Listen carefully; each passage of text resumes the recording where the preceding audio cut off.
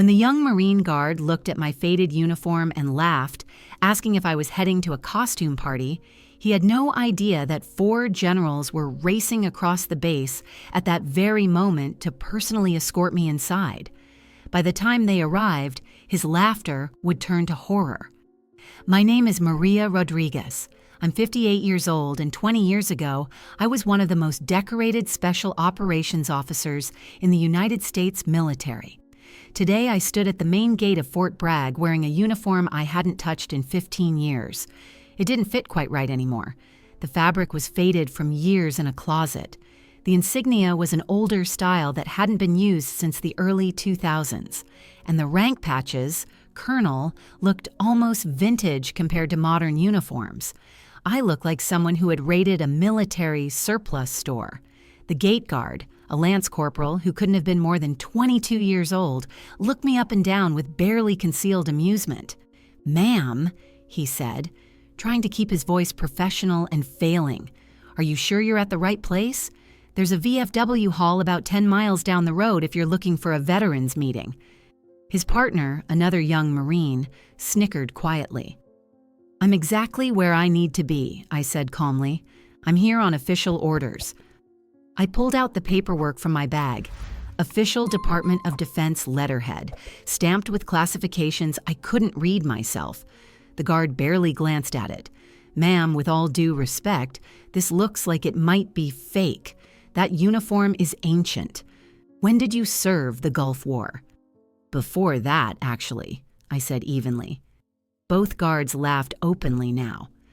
"Ma'am, I think you might be confused. Why don't you head home and we can help you contact whoever you're trying to reach?" "I'm not confused. I'm waiting for my escort. They should be here in approximately 3 minutes." The first guard's smile faded into something like pity. "Ma'am, nobody is coming to escort you. I think maybe you should—" He was interrupted by the sound of vehicles approaching at high speed. 4 black SUVs, lights flashing, came racing down the access road toward the gate. They moved with the urgency of a presidential motorcade. The guards straightened up immediately, confusion replacing their amusement.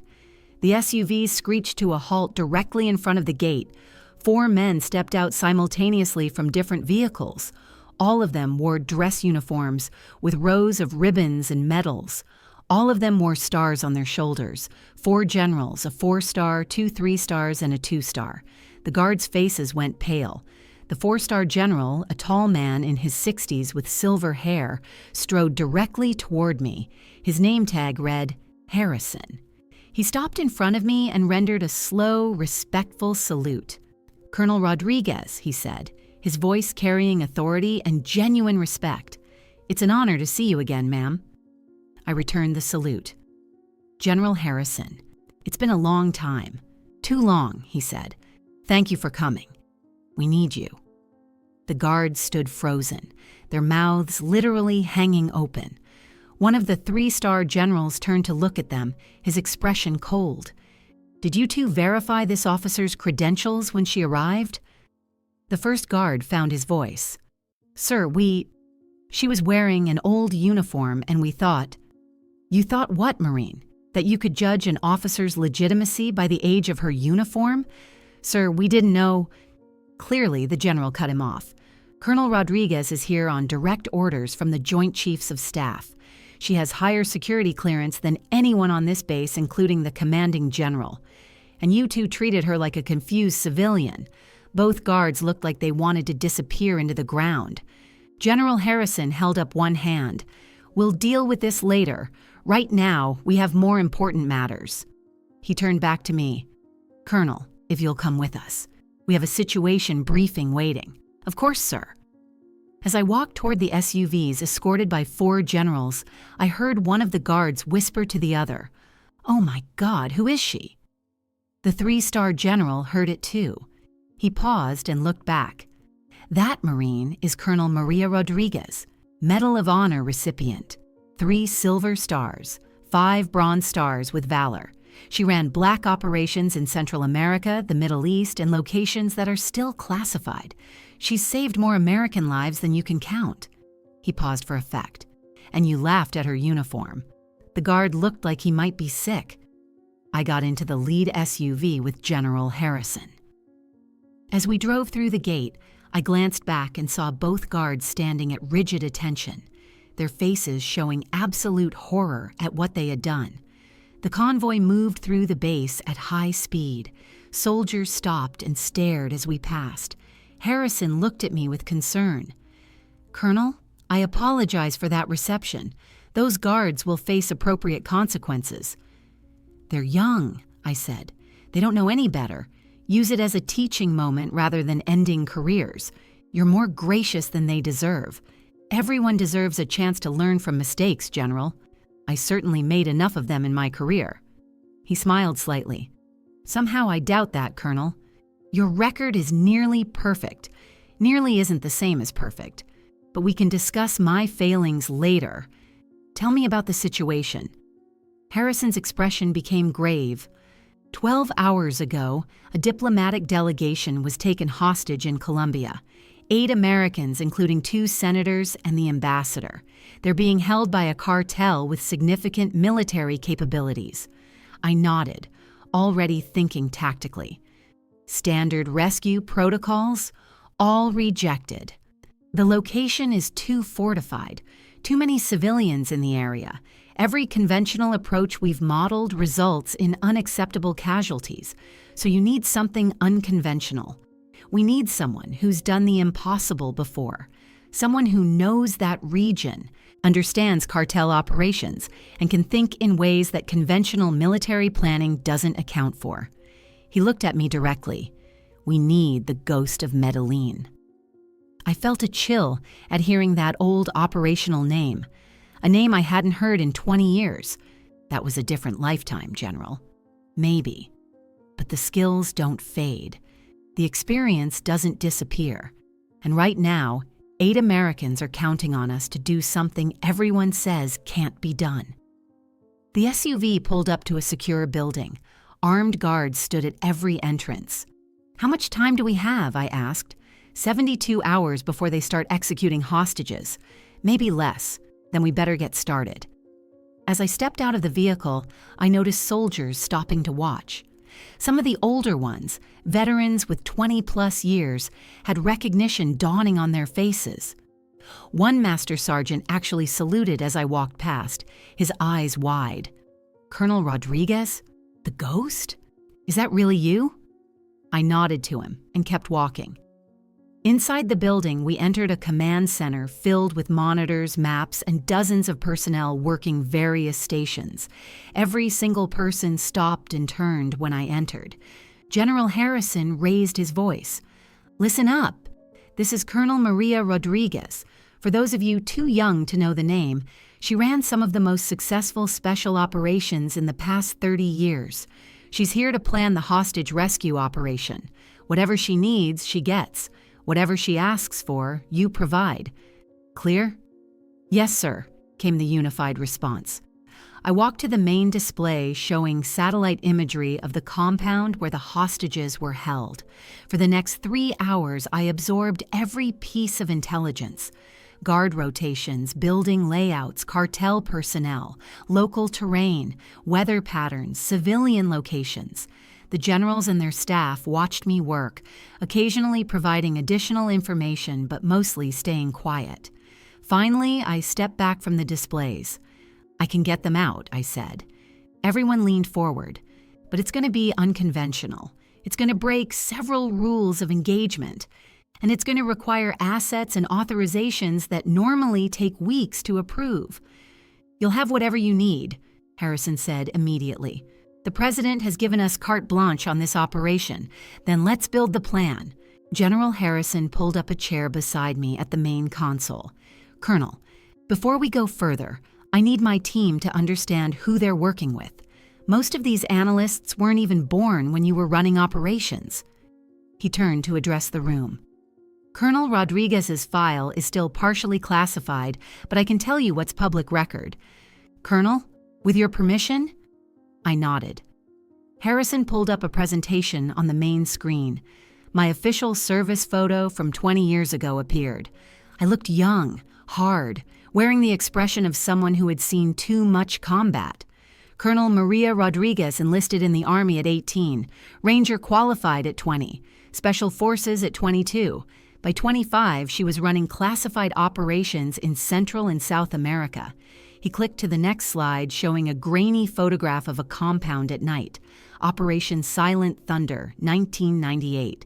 A drug cartel had kidnapped 15 American missionaries. Every rescue plan was deemed too risky. Colonel Rodriguez, then a captain, volunteered to go in alone. I remembered that night.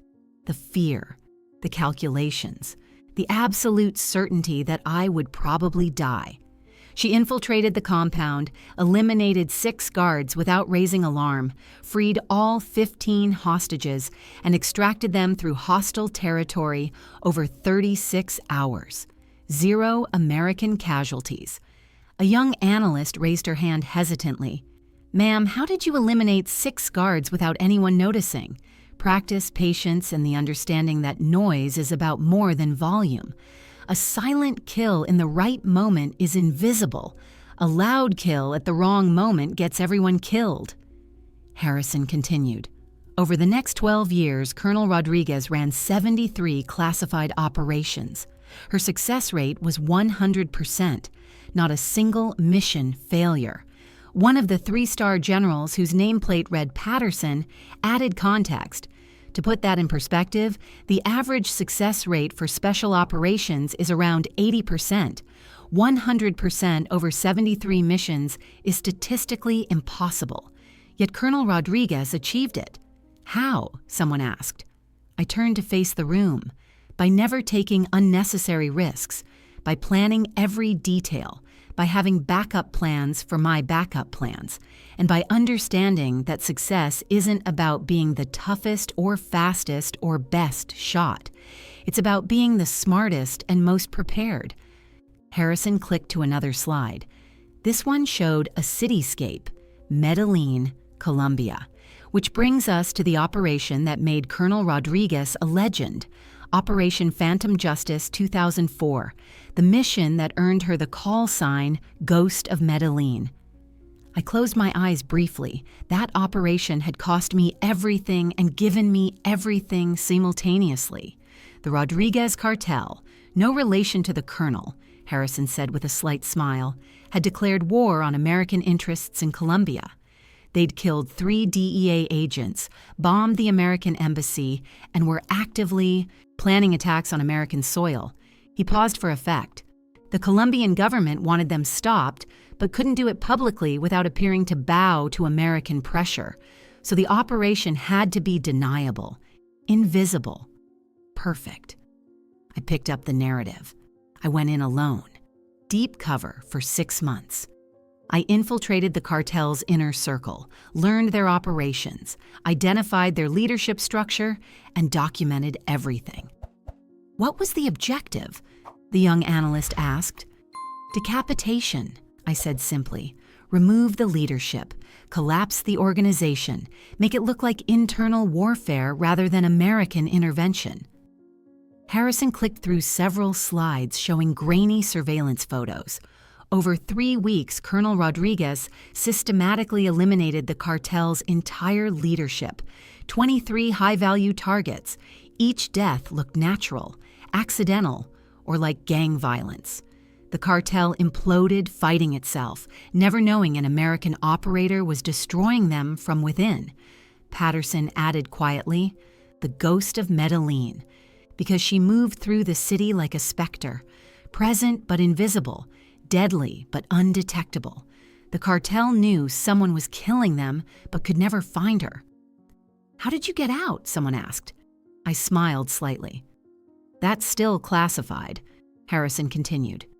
Colonel Rodriguez returned from that operation with intelligence that led to the arrest of over 200 cartel members across 3 countries.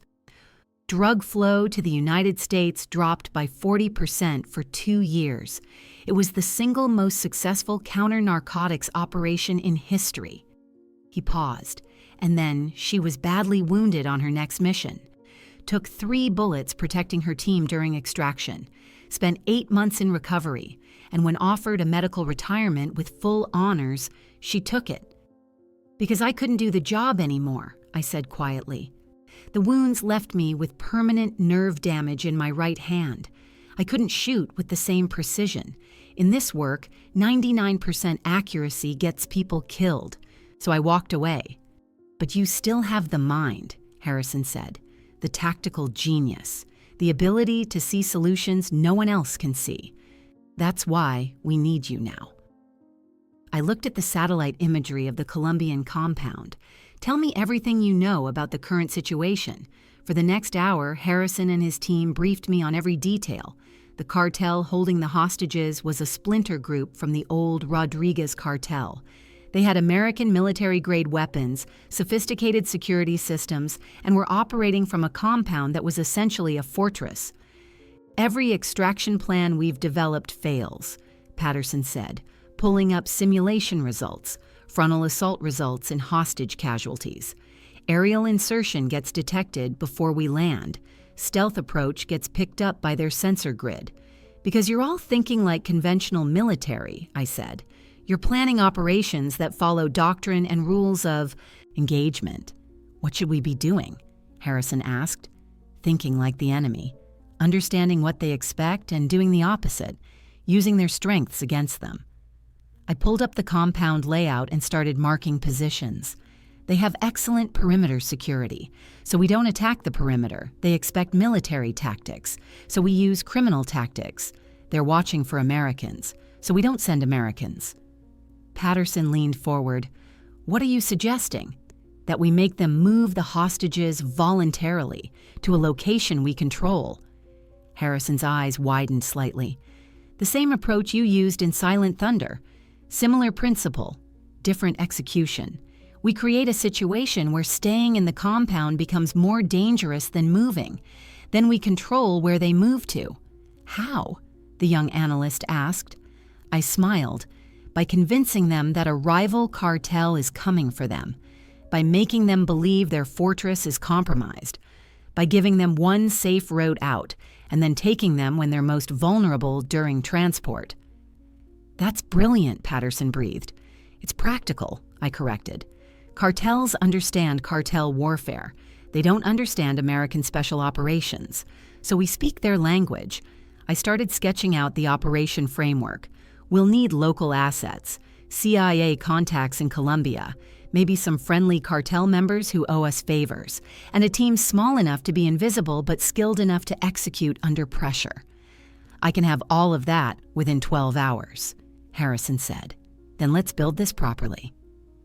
As I worked through the details, I felt the old operational mindset taking over, the ability to see the battlefield as a chess game, to predict enemy responses, to create situations where every option led to our victory.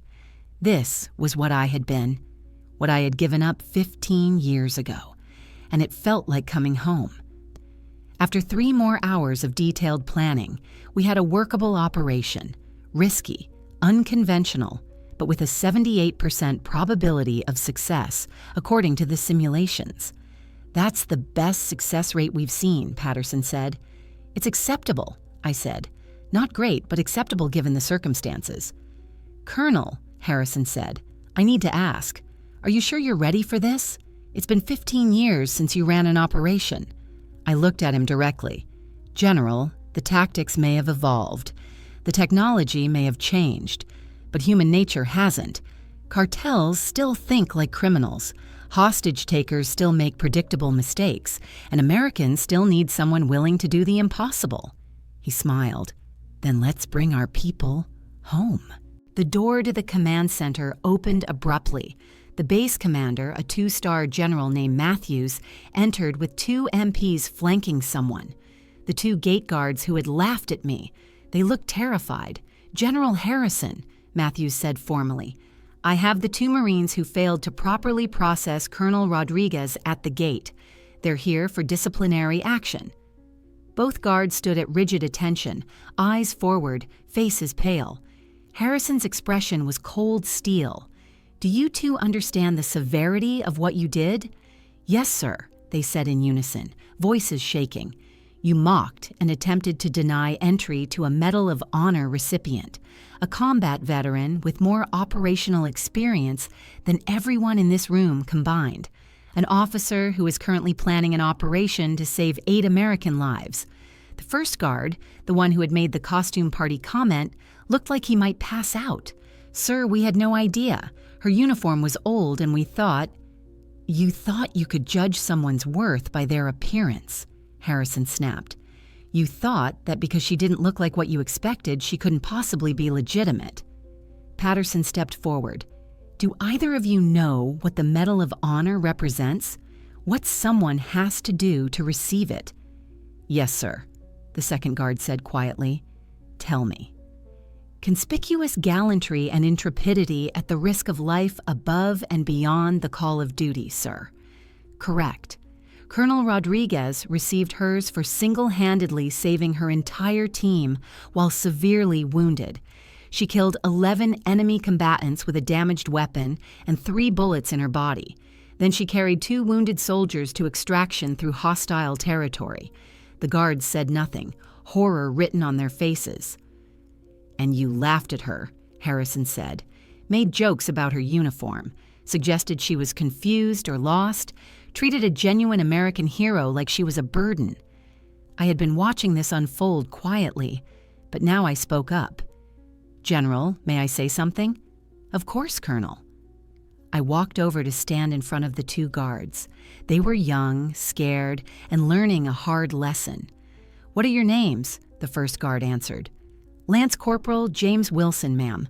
Lance Corporal Marcus Chen, ma'am," the second said. "How long have you both been in the Marines?" 14 months, ma'am," Wilson said.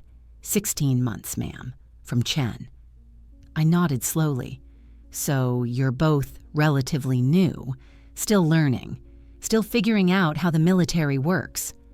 "Yes, ma'am." I looked at them carefully.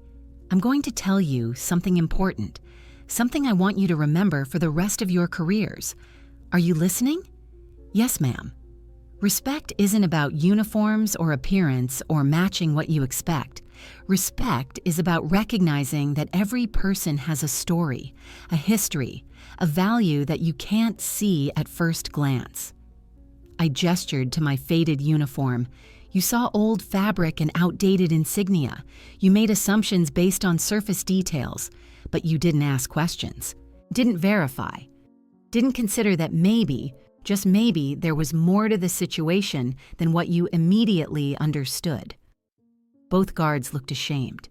In combat, those kinds of assumptions get people killed. You see an old man and assume he's harmless, but he's carrying an IED. You see a child and assume innocence, but they're spotting for snipers. You see a civilian vehicle and assume it's safe, but it's packed with explosives. I paused. Today, your assumption was just embarrassing. In combat, it would be fatal. Wilson spoke up hesitantly. "Ma'am, we're deeply sorry. There's no excuse for how we treated you. You're right, there isn't. But General Harrison, if I may make a recommendation." "Of course. Don't punish them with suspension or formal reprimand. Instead, assign them to work with the operations team on this hostage rescue. Let them see what real operations look like. Let them understand what veterans like me actually did. Make this a teaching moment rather than a career-ending mistake." Harrison looked surprised, then thoughtful. "That's remarkably generous, Colonel. It's practical. These 2 will learn more from being included than from being punished, and they'll tell other young Marines about this experience, about the importance of respect and proper procedures." General Matthews spoke up. "Colonel Rodriguez, these Marines disrespected you. You would be justified in demanding maximum punishment." I turned to look at him. "General, I've been disrespected by enemy combatants, by foreign officials, by people who actually wanted me dead. 2 young Marines who didn't know better are barely a blip on that radar." I looked back at Wilson and Chen, but I want you both to understand something. Every person you meet in this military has a story. The old colonel with the faded uniform might be a Medal of Honor recipient. The quiet sergeant in the corner might have saved 100 lives. The unremarkable civilian contractor might be a retired Special Forces operator. Chen nodded vigorously. Ma'am, we understand. We'll never make this mistake again. Good. Because next time, it might not be someone as forgiving as me. It might be someone who will end your careers over this. Harrison made a decision. Wilson Chen, you're both assigned to the operations center for the next 72 hours. You'll observe, assist, and learn. Consider this your crash course in humility and respect. Dismissed to your stations. The two guards saluted and quickly moved to positions at the edge of the operations center. The command center returned to normal operations, but I noticed something. The energy had changed. People were working with renewed focus, inspired perhaps by the lesson that had just unfolded. A master sergeant approached me. He was in his late 40s with the weathered look of someone who had seen extensive combat. Colonel Rodriguez, he said quietly. I served in Colombia in 2004. I was part of the quick reaction force that provided backup during Operation Phantom Justice. I looked at him more carefully. You were with Delta? Yes, ma'am. We never saw you, never met you. But we watched the results, watched the cartel implode, watched targets disappear like smoke. It was the most impressive thing I've ever witnessed. Thank you, Sergeant. What's your name? Master Sergeant David Torres, ma'am. If you need anything for this operation, anything at all, I'm at your disposal. I appreciate that, Torres. He hesitated, then spoke more quietly. Ma'am, a lot of us older guys, we know who you are. We know what you did. Seeing you here in that old uniform being disrespected by those kids, it made us angry. They didn't know, I said simply, but they should have. Everyone should know about the ghost. The ghost retired 15 years ago, Sergeant. Now I'm just a consultant trying to help. With respect, ma'am, you'll always be the ghost. Some legends don't retire. I smiled slightly. Then let's make sure this legend can still deliver results. I need current intelligence on cartel operations in the Medellin region. Can you pull that? Already on it, ma'am. Torres moved to a workstation and began coordinating with intelligence assets. General Patterson approached with a tablet. Colonel, we've made contact with our CIA assets in Colombia. They can have local personnel in position within 18 hours. They're also reaching out to friendly cartel contacts who might be willing to help. Good. What about the extraction team? SEAL Team 4 is being briefed now. They'll be wheels up in 6 hours. I want to talk to their team leader before they deploy. This operation requires them to think differently than standard protocols. I'll arrange a video conference within the hour. As Patterson walked away, I noticed Wilson and Chen watching from their stations. They were observing everything, taking notes, beginning to understand the complexity of what real operations involved. Harrison appeared at my side. That was well done, Colonel. Turning a disciplinary problem into a teaching opportunity. I've made enough mistakes in my career to know that punishment isn't always the answer. Sometimes people just need perspective. You're not what I expected. What did you expect? Based on your file? Someone harder, more unforgiving. The ghost of Medellin doesn't sound like someone who gives second chances. The ghost was a tool for a specific purpose. Maria Rodriguez is a person who believes in redemption. He smiled. I'm glad we found you, not just for your tactical mind, but for that perspective. Just make sure I can still deliver, General. It's been a long time since I ran an operation. Harrison looked at the planning board where my operation was taking shape. Colonel, what you've designed in 6 hours is better than anything my entire staff created in 2 days. You haven't lost a step. We'll see when it's time to execute. The video screen activated. A Navy SEAL Lieutenant Commander appeared, wearing combat fatigues. Colonel Rodriguez, I'm Lieutenant Commander Price, SEAL Team 4. General Harrison said you wanted to brief me personally on the operation. I did.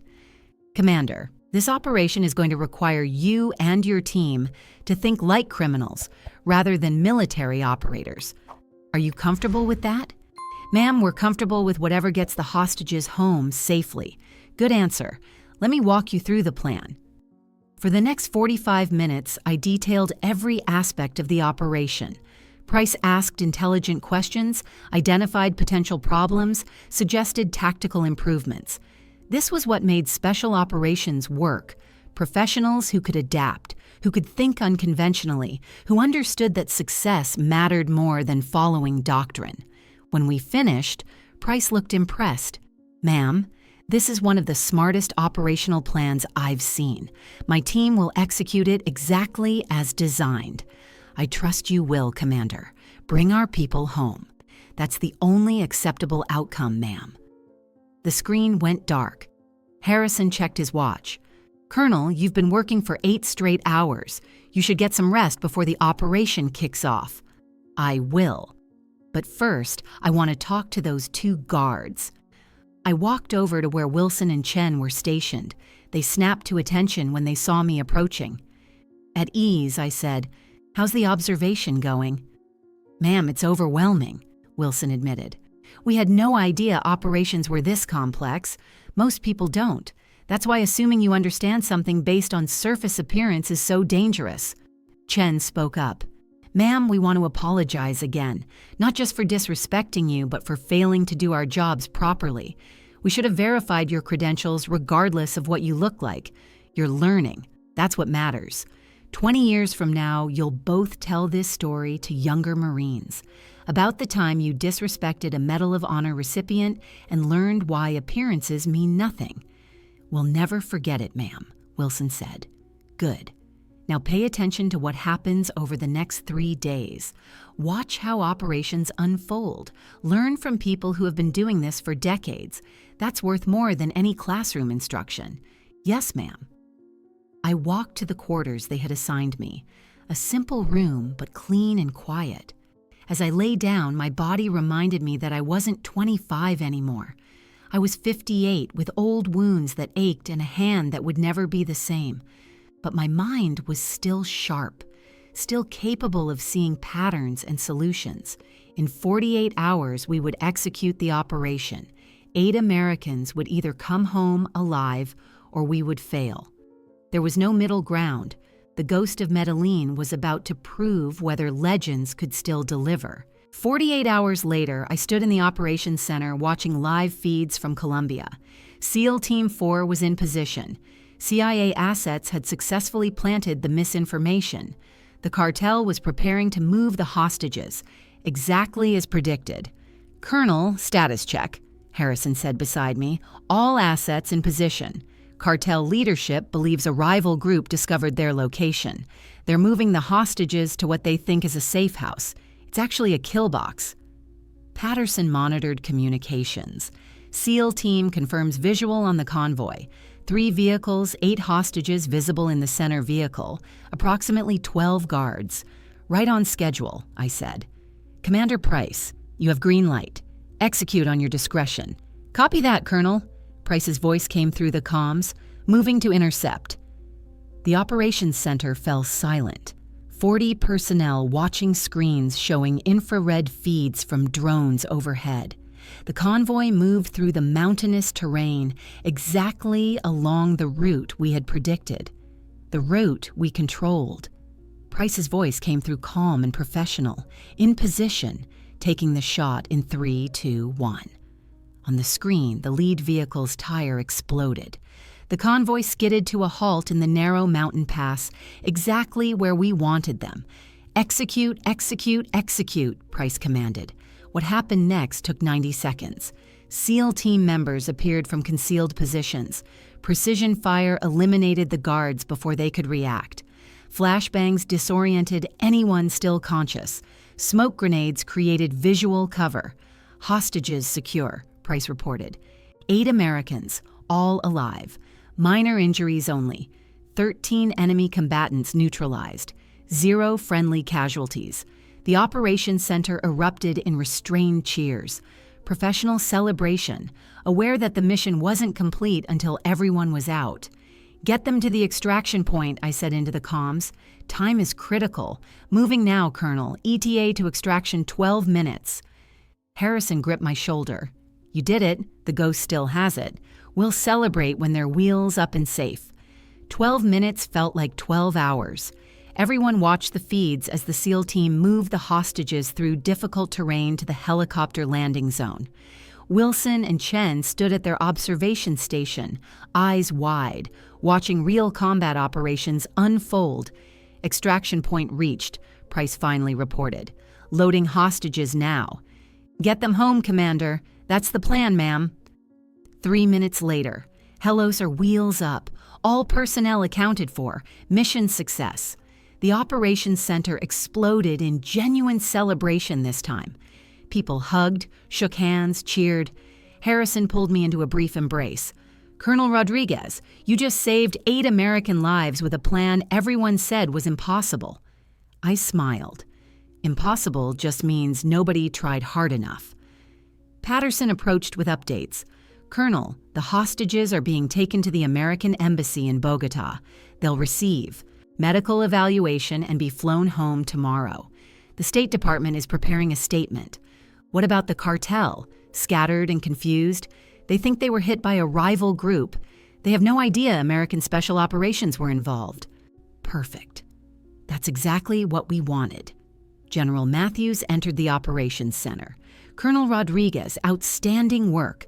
The President has been briefed and wants to personally thank you. That's not necessary, General. I was just doing what needed to be done. Nevertheless, there will be a formal recognition ceremony once the hostages are home safely. I nodded, accepting that some things were beyond my control. Matthews looked at Wilson and Chen. You two, come here. They approached nervously. You both have spent 48 hours watching a real operation, watching Colonel Rodriguez work. What did you learn? Wilson spoke first. Sir, we learned that experience and expertise don't always look how we expect, that we should never judge based on appearance, and that respect should be given until proven otherwise. Chen added, we learned that real heroes don't brag or show off. They just do the work. Colonel Rodriguez saved 8 lives and acts like it's just another day. Matthews nodded. Good. You're both being returned to regular duty, but I want you to remember this experience. Remember that the old colonel with the faded uniform was the most dangerous person on this entire base. Yes, sir, they said together. Matthews turned to me. Colonel, do you have any words for these two? I walked over to them. Wilson, Chen, you made a mistake. You learned from it. That's more than most people do. Take that lesson forward, teach it to others. Make sure the next generation of Marines understands that respect and proper procedures matter. We will, ma'am, Wilson said. And ma'am, thank you for giving us a second chance. Everyone deserves one. Just don't waste it. We won't, ma'am. They saluted and left the operations center, walking taller than when they had arrived 2 days ago. Harrison approached with a bottle of whiskey and 2 glasses. Tradition, Colonel. We toast successful operations. He poured 2 glasses and handed me one. To the ghost of Medellin, proving that legends never really retire. We clinked glasses and drank. What happens now, General? I asked. Now you become a consultant. The Pentagon wants access to your tactical mind, not for field operations, obviously, but for planning and training. We have a generation of officers who need to learn how to think unconventionally. I'm not sure I'm suited for teaching. You just taught 2 young Marines the most important lesson of their careers. You spent 48 hours teaching my entire staff how to approach impossible problems. You're already teaching. I considered this part-time consulting. I'm not coming back to active duty full-time. Understood. We'll work around your schedule. But the military needs you, Colonel. Your knowledge, your experience, your perspective. Then I'll help where I can. 3 weeks later, I stood in a ceremony room at the Pentagon. The 8 rescued hostages were present with their families. Senior military leadership filled the room. The Secretary of Defense stood at a podium. Colonel Maria Rodriguez answered her country's call after 15 years of retirement. She planned and executed a hostage rescue operation that everyone said was impossible. 8 Americans are alive today because of her tactical genius and unwavering dedication. He picked up a medal case. Colonel Rodriguez for exceptional service to your country, for tactical excellence, and for exemplifying the best values of American military service. You are awarded the Defense Distinguished Service Medal. He pinned the medal on my uniform, the same faded uniform I had worn that day at the gate, now cleaned and pressed. The room erupted in applause. One by one, the rescued hostages approached to thank me personally. A senator shook my hand firmly. "Colonel, my family has their father back because of you. There are no words adequate to express our gratitude. Just glad we got you home, Senator." The ambassador, a woman in her 50s, hugged me. "You saved my life. If there's ever anything you need, anything at all, you call me. I appreciate that, ma'am." After the ceremony, I found Wilson and Chen waiting outside the room in dress uniforms. "Ma'am, we wanted to attend," Wilson said, "to see this through to the end. I appreciate that. How are things at the gate?" "Better, ma'am," Chen said with a slight smile. "We verify everyone now. Proper procedures, proper respect, and we tell every new Marine about you. Good. Keep that standard." "Ma'am, can we ask you something?" Wilson said. "Of course." "What made you forgive us? Most officers would have ended our careers." I looked at them both. "Because I've made mistakes too, big ones, and someone gave me a chance to learn from them instead of being destroyed by them. I'm just passing that forward. We won't forget it, ma'am. I know you won't." As I walked out of the Pentagon, Harrison caught up with me. "Colonel, your first consulting assignment starts next month. Advanced tactical training for special operations planners. I'll be there. And Colonel, thank you for coming back, for showing everyone that experience and wisdom matter, for reminding us all why we serve. It was my honor, General." I drove away from the Pentagon, my old uniform now carrying a new medal, my legend renewed for a new generation. The ghost of Medellin had returned one last time, and in doing so had proven that heroes never truly retire. They just wait until they're needed again. 6 months later, I received a letter. Colonel Rodriguez, Lance Corporal James Wilson reporting. I've been accepted to Officer Candidate School. My recommendation letter came from General Harrison, but it was based on the lesson you taught me. I will never forget the day I laughed at your uniform, and I will never forget how you turned. My biggest mistake into my most important lesson. When I'm an officer, I'll treat every person with the respect they deserve, and I'll tell every Marine I lead about the colonel with the faded uniform who taught me that appearances mean nothing and character means everything. Thank you for believing I could be better. Semper Fidelis, James Wilson. I smiled and filed the letter away with the hundreds of others from people whose lives I had touched over 3 decades of service. The uniform hung in my closet again, faded but honored, and I knew that whenever my country called, I would answer, because that's what heroes do. They serve, always.